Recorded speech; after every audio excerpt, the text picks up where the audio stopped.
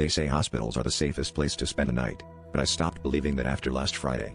I was babysitting for the first time in the pediatric ward, just one quiet shift watching over a kid whose parents couldn't stay. Easy money, my friend had said, but she never mentioned what happens after visiting hours end. The fluorescent lights buzzed overhead, and every time I glanced at room 213, the little boy just stared at me, clutching a crayon, his eyes too wide, too knowing. Around midnight, I noticed he'd filled a stack of paper with drawings, dozens of stick figure sketches of me, always sleeping, surrounded by tall, inky shadows. The unsettling part? In every picture, my face was blurred, my mouth open as if screaming. I brushed it off, telling myself kids have wild imaginations, but I couldn't shake the crawling sensation along my spine. Each time I blinked, it felt harder to keep my eyes open, as if something heavy pressed against my eyelids.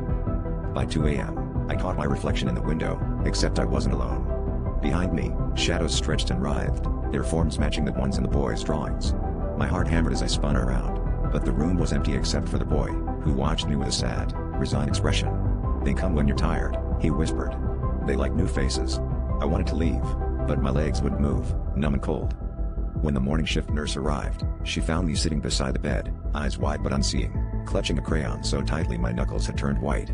The boy was gone, and on his pillow was a final drawing, me, asleep forever, the shadows finally touching my face. Now, every night, I see those shadows lurking just out of reach, waiting for me to close my eyes again.